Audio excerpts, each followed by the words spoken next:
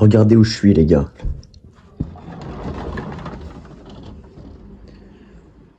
Regardez-moi. Cet endroit de fou. On se croirait dans la jungle.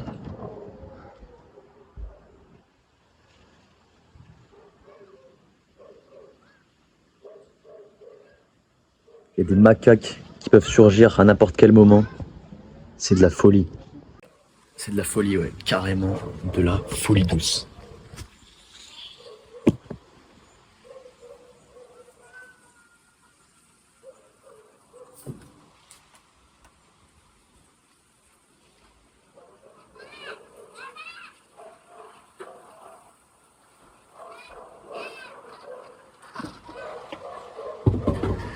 Petite vidéo improvisée. À l'autre bout du Brésil. Pour vous parler de solitude. Je pense qu'on vit à une époque où c'est devenu difficile de vivre seul, d'être seul, même quelques instants dans une journée. On a tellement de sollicitations aujourd'hui, que ce soit à travers les réseaux sociaux, à travers les fréquentations que tu vas avoir, qu'en fait, on a peur, on rejette pour beaucoup la solitude. Ce qui fait qu'on voit ça comme quelque chose de négatif. Alors qu'en fait, il y a tellement de bienfaits à la solitude, à être seul un petit peu avec soi, avec ses pensées. Il y a trop d'aspects positifs et c'est ça dont je vais te parler aujourd'hui. Je vais aller droit au but. La première chose qui me vient de façon assez évidente, c'est le fait que ça te permette de vraiment réfléchir, de te remettre en question.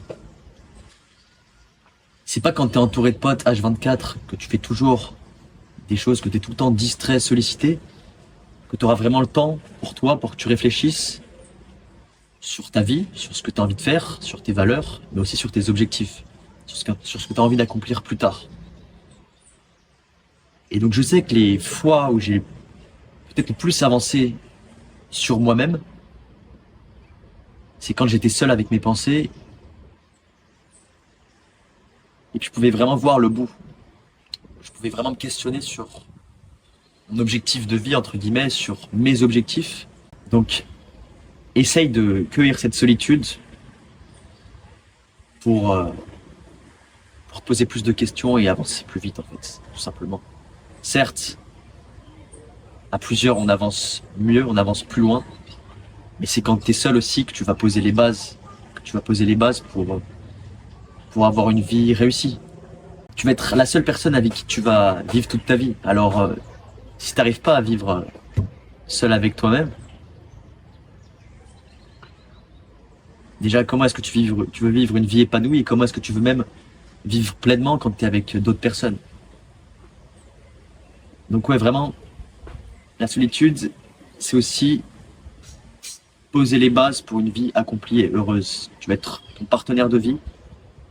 Alors apprends à rester avec toi-même, apprends à vivre avec toi-même. Et ça sera que bénéfique.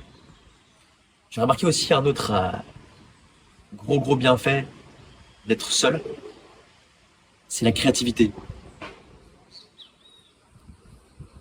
Je peux prendre l'exemple de ces vidéos YouTube. Ça fait quasiment un mois que j'ai rien posté sur les réseaux. Et je dirais que c'est pas parce que j'ai pas eu le temps nécessaire, ça serait une fausse excuse. C'est juste que j'ai toujours été avec des gens, ça fait un mois que je suis au Brésil, à partir avec des potes, à sortir avec des amis. Ce qui fait que j'ai pas vraiment le temps pour réfléchir d'une part et pour avoir des idées, des sujets de vidéos qui peuvent être pertinents, qui peuvent te faire avancer sur ta vie, sur tes objectifs. Donc en étant seul, en se baladant, en méditant, en regardant autour de toi, tu vas avoir plein d'idées en fait. Tu vas avoir plein d'idées, que ce soit des idées de contenu, des idées de projet, plein de choses qui arrivent quand tu te permets d'être un petit peu seul. Et un autre aspect que j'aimerais évoquer, c'est aussi tout simplement ta relation au temps et avec ton environnement. Quand tu apprends à apprécier la solitude, à vivre des petits moments où tu vas pas avoir d'interaction avec les gens, où tu vas marcher sans distraction, sans musique, juste en observant le monde qui t'entoure, tu vas apprendre à être plus dans l'instant présent, d'une part, et à plus profiter des choses que tu vas observer. Profiter des choses qui t'entourent, de la nature, des animaux, des bruits, etc. Alors non, je veux pas, il n'y a pas de démarche spirituelle derrière cette vidéo, c'est juste peut-être une approche un peu plus philosophique ou stoïcienne, je dirais, en essayant voilà de profiter plus de chaque instant. Et je sais que quand je suis avec des amis, je vais être beaucoup moins conscient de tout ce qui se passe autour de moi, beaucoup moins conscient de ce que je fais, de ma respiration. Et j'allais oublier ce dernier aspect qui est peut-être l'un des plus importants, c'est que la solitude, ou en tout cas avoir une démarche de solitude, partir, faire une balade, partir un week-end tout seul, c'est dans ces moments où tu vas le plus t'ouvrir à l'inconnu et faire en fait des rencontres de fous. Parce que tu vas partir dans cette démarche où tu vas finalement aussi dépendre de l'extérieur, dépendre des gens pour pouvoir avancer quand tu auras besoin de quelque chose. Et, et c'est tout bête, mais en étant seul et en allant manger au restaurant tout seul, mettons, tu vas peut-être avoir plus d'interactions avec les restaurateurs, avec les serveuses, parce que tu vas être dans cette démarche, ok, je suis seul, j'ai moins de distractions, alors je vais profiter entièrement de la présence de cette personne pour discuter avec elle, pour lui poser des questions, pour être curieux, pour avoir un vrai échange humain en fait. Et donc c'est comme ça, c'est en étant plus curieux, que tu vas t'ouvrir à de superbes rencontres. Et c'est quelque chose qui n'arrive pas aussi souvent lorsque tu es avec tes amis, lorsque tu es en groupe. Même si c'est peut-être plus facile quand tu es à plusieurs d'aller vers les gens, et bah tu vas pas au final creuser autant les choses que si tu étais seul à ce moment donné. Je voulais juste insister sur ce fait, sur